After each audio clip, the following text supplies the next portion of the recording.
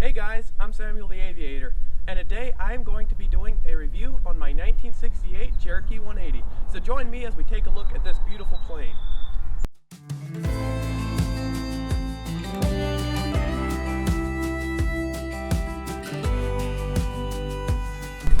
Alright guys, so first I want to apologize. It's a little windy today, so you might get a little wind noise. I'm using a windsock, so hopefully that helps. I want to start off with actually how we got this plane.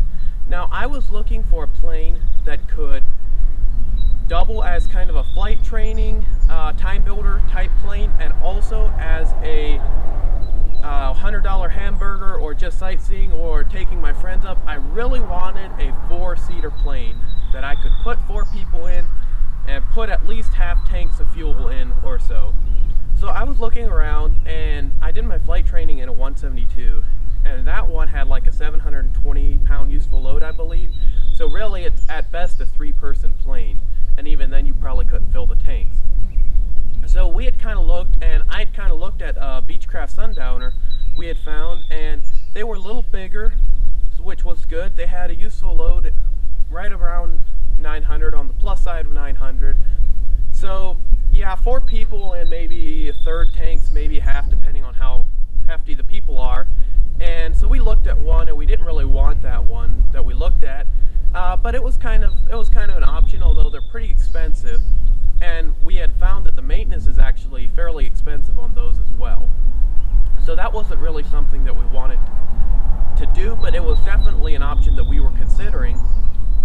And I looked at Cessna's planes, and there really wasn't anything other than a 182. And we had looked at a 182, and that was kind of an option as well, but I don't really like the way Cessna's, the high wings fly. They're little, and especially the 172, but they're kind of harder to land and stuff. And by chance, I'd seen this one on Facebook Marketplace. It was in the price range that we wanted, and it was literally half an hour from our house. So, I mean, I messaged the guy, and we went up there and looked at it, and it kind of checked all the boxes. The useful load's right around 1,000 pounds. It's got Lycoming 0360, 180 horsepower engine, so it's got good power. It's not the prettiest around. Cherokees aren't really known for being beautiful, but I mean, it cruises well, it handles good. It burns right around, I'd say, 10 gallons an hour for like the first hour, or for like flight training or that type of stuff. If you're going a long ways, you can probably get that down to 9. I know Garmin Pilot told us like 9.5 per hour for like just our normal cruise. And we flew out about an hour-long trip, or hour and a half. We actually cruised at about 10,500, I believe. We actually burned like 9 or 10 gallons. So the cruise, I'm sure you could lean that out, especially at higher altitudes, probably get it down to 7 or 8. We don't have an engine monitor, so we can't exactly see, per se, how much gallons per hour we're burning, other than just dipping the tanks after we fly, as well as before, and figuring that way. But I always figure, especially for just shorter flights around here, about 10 gallons an hour, and that seems to work great. So yeah, it cruises good.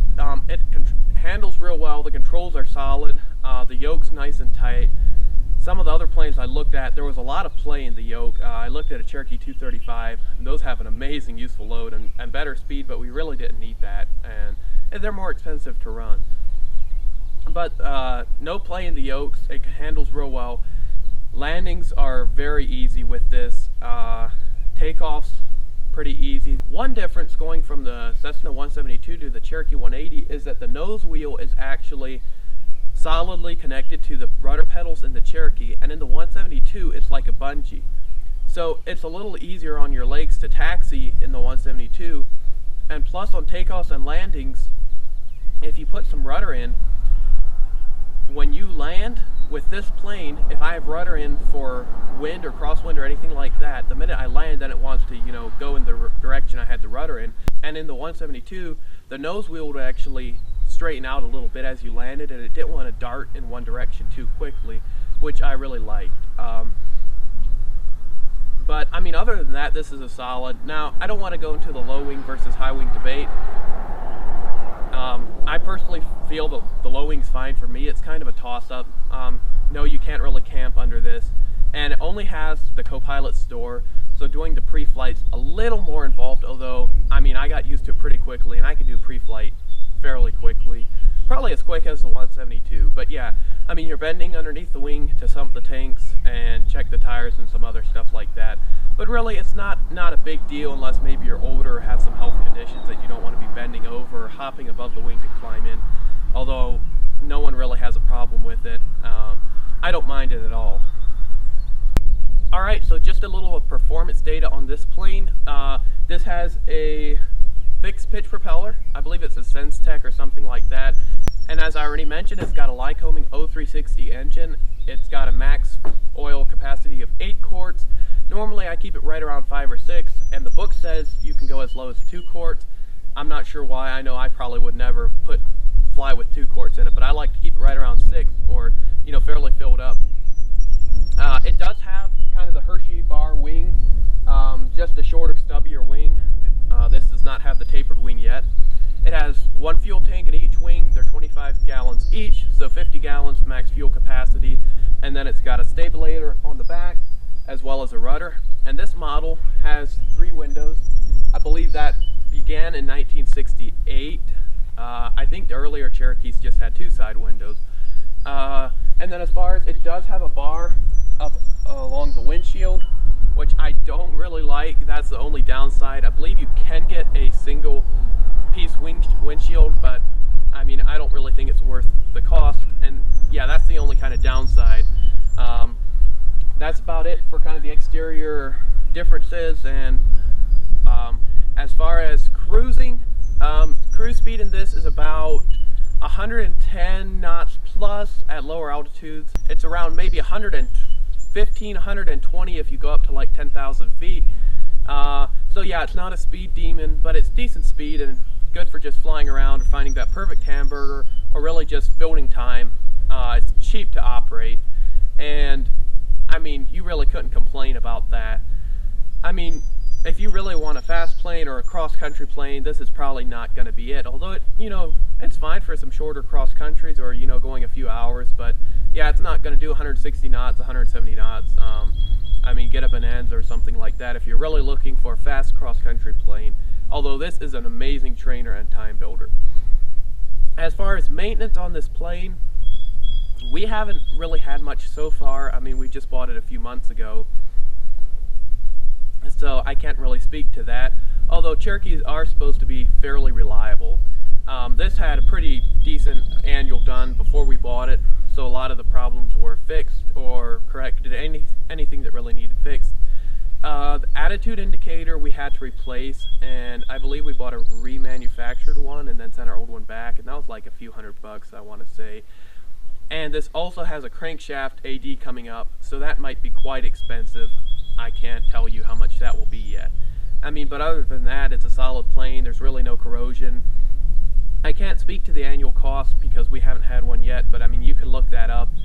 And it kind of averages, or maybe around $1,000, but I mean, that can vary widely depending on how well you maintain them, how well you keep them up, and other variables like that. So on the maintenance front, I mean, really, all you're going to probably be spending is maybe tires and brakes and oil, obviously fuel and things like that. And you probably want to add in for your hourly prop overhaul and engine overhaul. But really, it's not an expensive plane to operate, and it's fairly reliable. Cherokees are pretty reliable. But yeah, I mean, there's going to be things that are coming up and that you'll need to fix. But that's about it for the exterior. Why don't we do a quick walk around, and then we'll hop inside. I'll talk a little bit about that, how instruments are laid out, what I like, what I don't like, and what kind of room we've got in the interior. So stick around for that, and right now let's do a little walk around.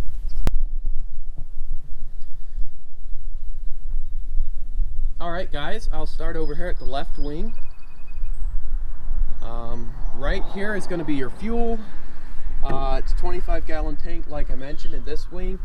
And this is your air intake right here for cabin airflow. And then you've got your strut, your brakes, tire down there. You've got your one fuel sump right there. Then you've got a fuel vent and a tie down, as well as your pitot-static port right there. And then this is the stall warning right here. This has the aftermarket wingtips for it.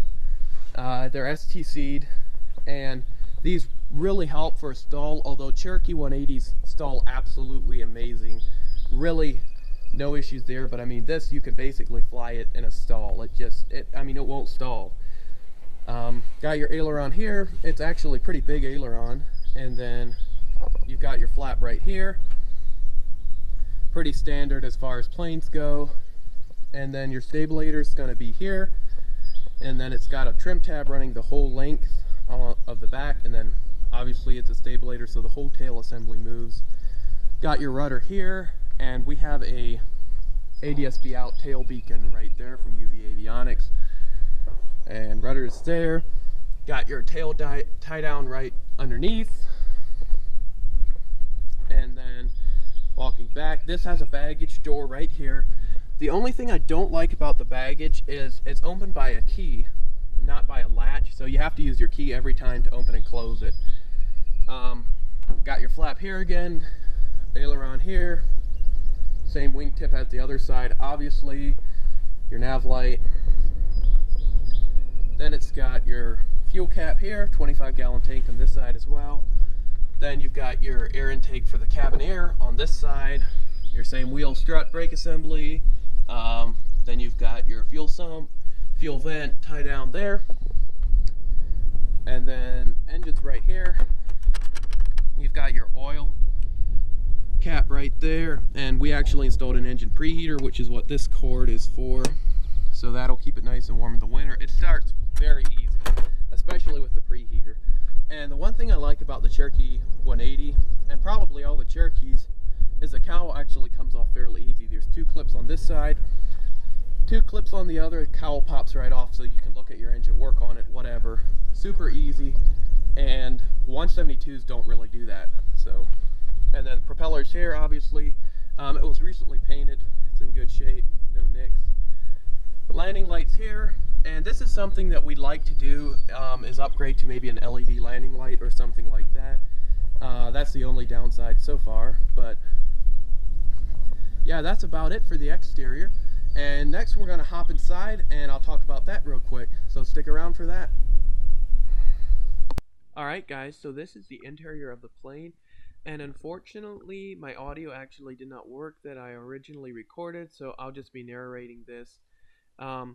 So starting off, the interior was actually just recently redone. It's actually real nice. And then down in the left here, you can see we've got the fuel selector, and you can do the right or the left tank. Unfortunately, it's not both.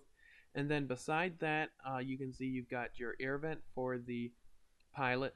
And unfortunately, they don't have any vents up near the head like the Cessna does, so that blows up from below, up by your leg.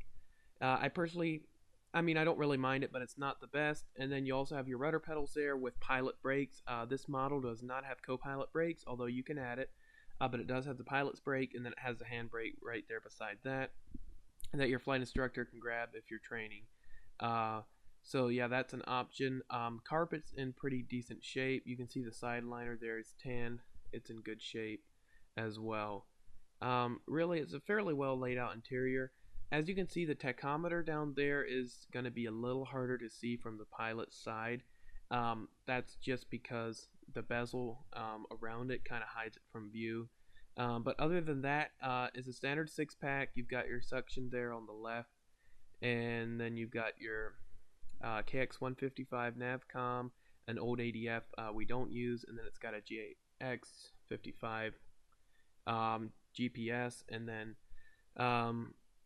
that used to be IFR certified, although we can't really update it, so it's basically VFR use only, advisory. And then it's got an ELT that you can activate from up in the cockpit, and then a Narco AT50A transponder that is an altitude encoding transponder, 4096 code transponder, just a basic older one. Hopefully we'll replace that in the future, although it still does work, and we have ADS-B, so we can fly in Delta, Charlie, and Bravo airspaces if we want to, although not Class Alpha because we're not IFR certified in this plane. And then you've got your heat and defrost below that, as well as your avionics master. You've got your intercom down there, as well as your key. And I don't know if you can see over there, you've got your exhaust gas temperature gauge as well, and then your primers there. It does have checklists beside the yoke, which is nice just as a reminder if you want to quickly glance at that. Although we do use a paper checklist, which is a little more in depth.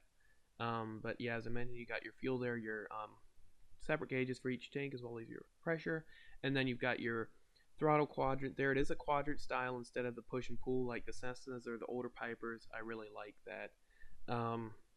Carpeet's over here, and then hour meters beside that, and then you've got your master on and off, your nav lights, fuel pump landing light, beacon, and panel light switches there. Just pretty basic stuff that every plane's gonna have. Like I mentioned, you've got your fuse panel over here, as well as your input for your co-pilot's headset, and the avionics master is going to be over there as well. And then it has push to talk mounted to the yoke for the co-pilot, as well as the pilot, and we also have a yoke mount for an iPad. And then over on the left side gauges, you've got your oil temperature and your voltage, as well as your oil pressure and your alternator amps that it's producing. Pretty well laid out. You kind of have your fuel and engine instruments split on either side of the yoke, so that's nice. And then it's got a compass, and it is the added artificial horizon style compass, which I really like. And then, as I mentioned, it's got a bar in the center of the windshield, which I do not like as well. I kind of wish that wasn't there, but oh well. Then we also have a Garmin Gdl 52 ADS-B in and Sirius XM in, so we can get weather, traffic, and also Sirius XM radio via Bluetooth, which I don't use a Sirius XM radio, but we have an outside air temperature gauge up here, as well as a couple sun visors. Those are a little older. They are transparent though, and might upgrade those in the future, but not a big deal. You can see we got the 3 windows along the side, a little openable pane there in the pilot's window to get some air, and then it's got also nice leather seats and side liner, as well as nice leather headliner. And like I mentioned, the interior has been done, so that's all real nice. Like I mentioned, it does have the newer style yokes, which I like. So it's not the old butterfly yokes. Overall, I mean, it's kind of seems like a more modern of a plane interior. Down below there, I don't know if I mentioned, you got your rudder trim down there, as well as your flap handle, and then you've got your elevator trim between the seats. And it used to have electronic trim on the pilot's yoke you could use, and it also used to have autopilot. That was taken out, so now your trim is manual between the seats, and it's a little harder to reach in there, especially if you got 2 guys sitting up front, because it's a little narrower up front. So you have to reach between the seats, and I know Cessna's trim is kind of up below the throttles, so, and that is one difference. It's kind of neither here nor there, especially if the electric trim still worked. I mean, there'd be no issues. So overall, that's not a big deal. But yeah, like I mentioned, it's a nice interior, well laid out, thoughtfully laid out interior. The room, as far as the room in the front, the roof is rounded, so you don't have quite as much room up front as you would in something more squared off. Although it's not bad, you still have good headroom. Shoulder room, your shoulders will just be touching. If you've got 2 guys up there, especially more broad-shouldered guys, so your shoulders will just be touching. But overall, not bad. You have good leg room, good hip room, like I said. So yeah. Next up, we're going to be hopping in the back seat. I'll show you around the back seat, what kind of room we have there. So hopefully you'll join me as we hop in the back seat. Hope to see you there. Alright guys, I'm in the back seat of the Cherokee 180, and as you can see, it's not too bad in here. I've still got a little bit of headroom left, although with my hairs kind of touching the roof. It's the same tapered roof as in the front, but I mean, it's still fairly roomy in here, and shoulder room's good. If you've got 2 people back here, it might be a little bit tighter for you, but overall, it's not too bad. Yeah, if you've got 2 big people back here for a few hours, they might get a little cramped. Although it's not nearly as bad as I was thinking, because I kind of heard Cherokees were a little tighter. And they are a little bit, but honestly it's not too bad for an hour-long flight, or a couple hours.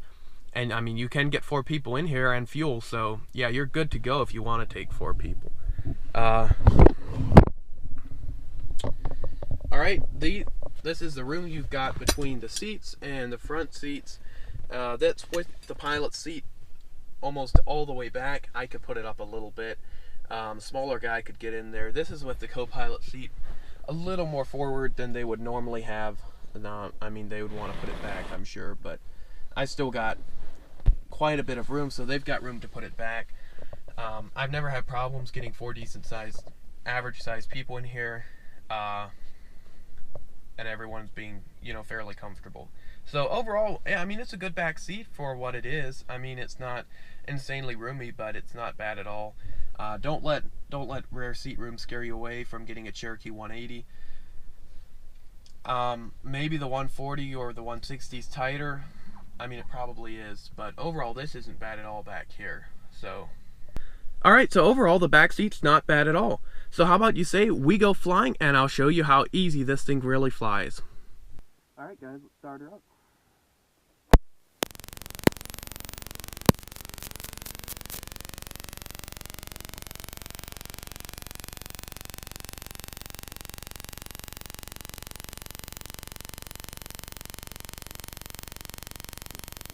Flare pop!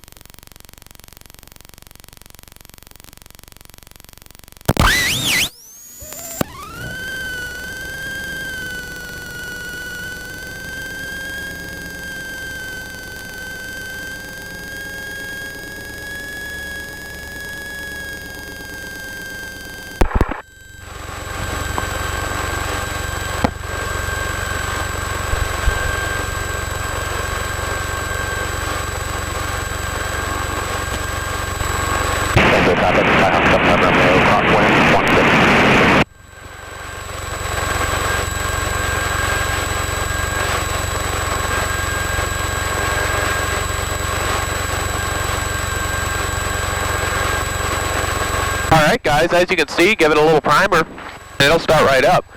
I like to idle about 1,000, that's what the book calls for, so yeah, we idle at 1,000, that'll keep from getting like some carbon buildup or whatever in the cylinders. So when you go to floor it for takeoff, it doesn't just stall on you or stall halfway off the runway, which would be a bad day. So yeah, leave it running up about 1,000 for idle, and let's get the AWOS real quick and then we'll be flying. County Airport. Automated weather observation. 1353. Zulu weather. Wind 180 at Niner. Wind variable between 160 and 220. Visibility 10. Ceiling 1000. Broken. Temperature 13 Celsius. 2.7. Altimeter 3010. Alright, so it's going to be about 9 knots straight crosswind today, which is actually great, so I can show you a little bit on how it performs in crosswind and things like that. So let's taxi up and then we'll take off.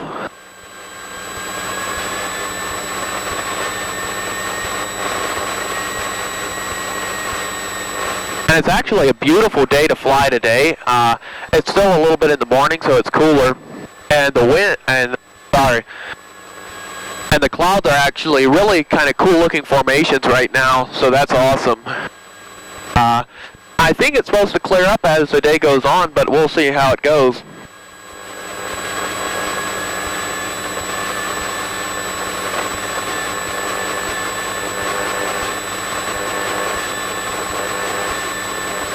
So the wind is 180 basically, it's kind of variable, and the runways we got here are 27 and 9er. So I'm going to do 9er since I'm closer to that, and I saw a couple other planes landing on 9er. just a few minutes ago. Looked like a Cessna 310 actually, which those are pretty rare. I don't see many of those. Then another Cherokee. So we'll take Niner. And before I get onto an active runway, I like to have my run up and everything done. Then I'll do one final checklist check before we take off. So right now I'm going to do a control check. So I check, make sure my right aileron comes up. And then I check my elevator comes up. Then I go over to the left, make sure my left aileron's up, the right's down. Then control forward and ensure that the elevator will go down. And then I make sure I have mixture rich. And then I go up to 1700 for my run up. Now I believe you're supposed to do 2000, but it's a little harder on the engine, I think, and the brakes don't hold 100%. So it's always a concern for me looking down here or whatever that the brakes aren't going to hold quite enough, and at 2000 it might creep forward a little bit and I'll be in an active runway. So we'll check our left mag, slight decrease, right mag, slight decrease. Now there's no difference, so that's great. Carb heat on, we're going to check for decrease, no increase. Carb heat works. Check our suction up here. Suction's good, volts are good, oil pressure's good, oil temp's coming up, our amps are good, our fuel pressure's good. So we'll then go down to idle, we'll check our idle. Idle's good, right about 650, 700. Then I'll bring that back up a little bit. Then I'll start left to right and check our instruments. Our suction's good, our airspeed's good, our artificial horizon's set, and we got 3010 on our altimeter, 1230, which is our frequency for this airport. Our ADF's off, we don't use that. GPS is on if I need to get back to the airport with that. I can also have some paper charts and other back. Our ELT's armed, we're 1200 altitude reporting. We're off on our heat, and our fuses are all in, avionics are on, then we'll make sure our beacon's on, our landing light's on, our fuel pump's on for takeoff, all our lights are on, nav light has to be on for ADSB, mixture's full rich, primer's in and locked, we're on with our intercom, volume set, got both mags on, fuel's the right tank, and flaps are set for takeoff, rudder trim centered, and make sure our elevator trim is set for takeoff down here. Then we'll go over here, check our doors, closed, or windows closed, baggage doors closed. Then I'll back taxi up the runway. Before we take off, I'll check our checklist and make sure everything's good. Holmes County traffic, Cherokee 28 Julius, back taxiing, runway 9er, Holmes County.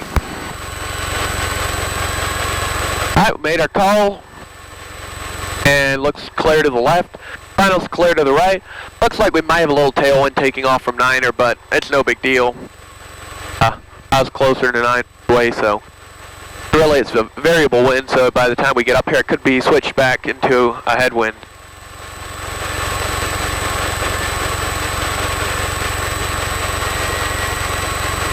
Now one thing you want to watch out for when the wind's like this, you can really take either run up. You really want to check and make sure there's no landing traffic the other way.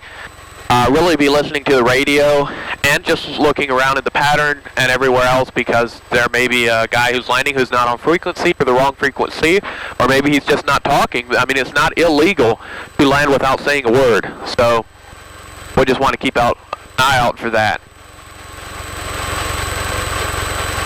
Alright, we're set up in a 45 so I can watch final, and I can look the other way as well, and I'll pull out our checklist. Our pre-taxi's done. Run up, we did our run up correctly. We did our brakes, fuels, trim, flight controls, and unsecure lights, instruments, mixture, primer, and mags, carb heat, vacuum, amps, fuel pressure, oil temperature, idles, closed, friction lock, everything's set. Pre-takeoff, flaps are 0. We're going to do normal takeoff. Fuel pump's on, mixture's best power, which is full rich here. Carb heat's off. Pitot heat's as required. Transponder's 1200 altitude. We don't have pitot heat in this plane, so heading bug, we do not have that. I'll set this one more time, but after we take off and are flying, it might change a little bit. Doors, windows are closed and locked. Landing lights on, strobes are on, times note, brakes release. So I've got our time written down already on our hubs, and our departure time is 9:55. Alright, so our before takeoff checklist is complete. Now on our checklist, I don't know if you can see, it wants us to rotate at 48 knots, which is 55 miles an hour. I like to wait till like 60 or 65. It doesn't want to climb there, especially if you're at gross. So we'll go full throttle, 2300 RPMs, and we'll check our oil pressure, our oil temp, make sure our airspeed's alive, and we'll rotate at about 60, 65. So Holmes County traffic, Cherokee 28 Juliet, departing runway 9 or Holmes County. Alright.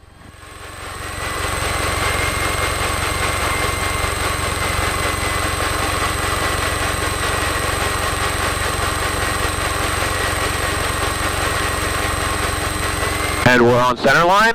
Smoothly advance to full power. We don't want to just jam it. Alright, airspeed's alive. We can confirm that. We're going to put aileron into the wind. And oil pressure's good. Fuel pressure's good. Here comes 60. There's 65. We'll rotate right there. Make sure we got right rudder in. There's 85, so we'll climb out at 85.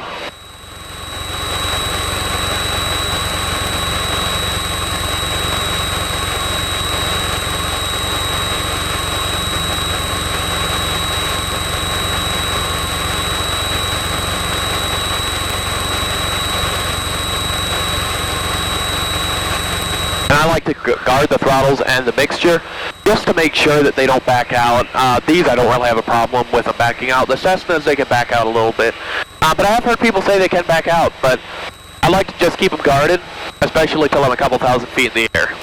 We're just going to stay in the pattern, go right around, and we're going to land back on 9er. Holmes County traffic, Cherokee 28 Juliet, starting crosswind, runway 9er, Holmes County.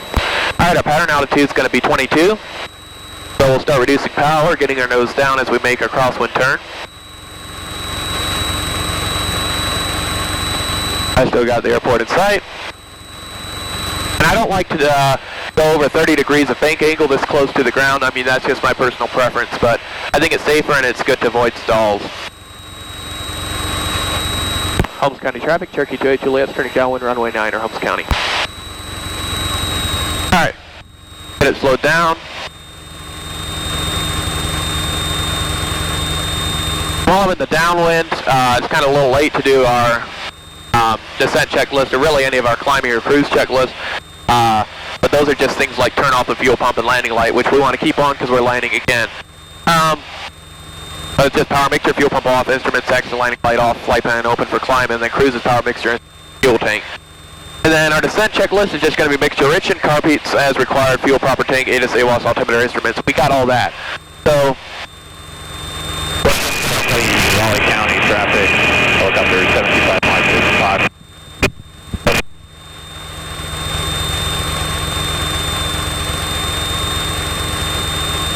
Alright, so we're abeam, and then I'll just make sure that our fuel pump landing light's on. Then I'll make sure our mixture is rich as I slowly bring that back to power.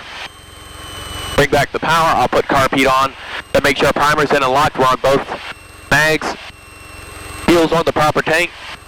Then once we're slowed down, I'll hold the nose up, get the aircraft slowed down to about 100. I'll put in the first notch of flaps. County traffic, Delta 5811 Romeo, 10 miles to the west, inbound for runway 21, Kern County. Then I'll turn my base. Holmes County traffic, Cherokee 28 Juliet, turning left base, runway 9 or Holmes County. I like to fly this about 95, maybe 90, till we're on final. Final, I fly about 85. This thing does sink quite a bit. You got to use power for landing, but I can do my landing checklist here. Fuel's on proper tank, mixture's rich, fuel pumps on, seat backs are up, flaps are set, belts and harnesses on, and air conditioner's off. Getting a little fast. We'll bring that power back, pull the nose up a little bit. We'll put our second notch of flaps in. And we're at 17, which is about what I want to be. So 500 above.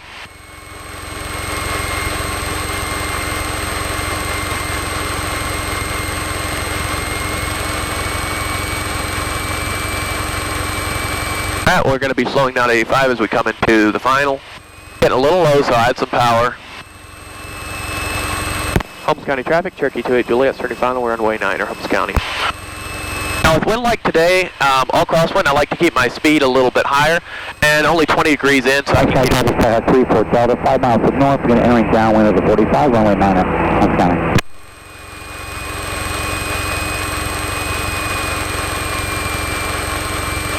Alright, we're about where we want to be. Now we'll just bring in some left rudder, right aileron, and just put it on the runway.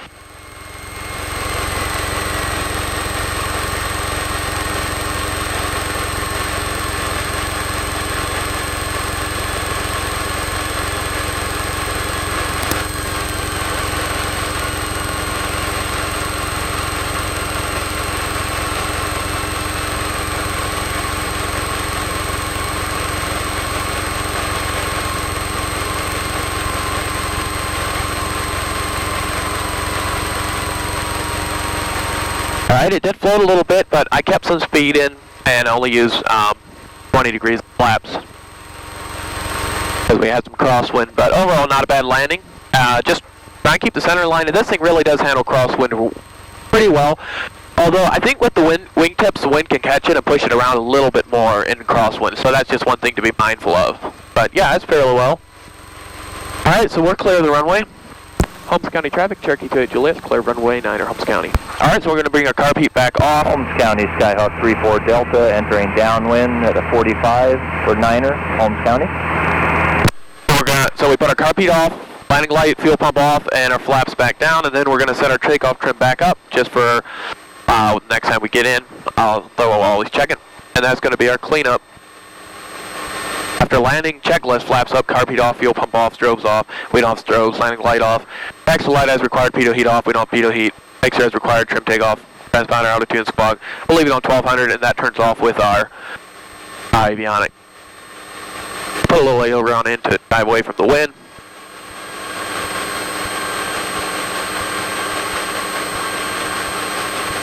Hey, fuel, Samuel? I'm actually about full, thanks Larry. Okay.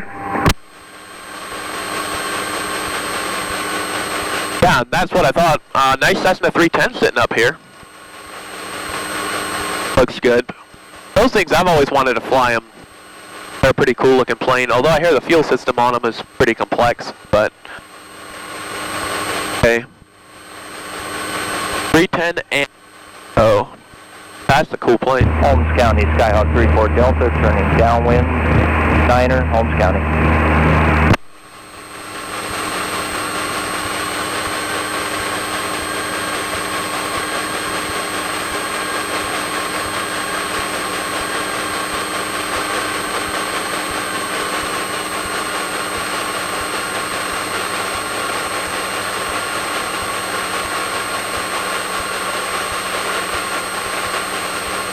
Alright, we'll shut it down, and I won't be able to talk you through this because when I turn the avionics off, it's going to cut off my intercom.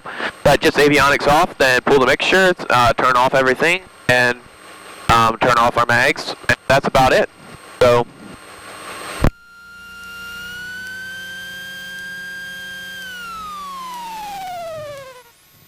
Alright guys, that's it for my review of the Cherokee 180. If this video helped you guys out, feel free to smash the like button. Please subscribe to my channel and ring the bell beside that, and you will get notified every time I release a new video. And if you want to, drop a comment, tell me what you think, if you have a question about the plane, and I'll try and get back with you. Alright, that's it for today. Signing off for now, I'm Samuel the Aviator. Bye.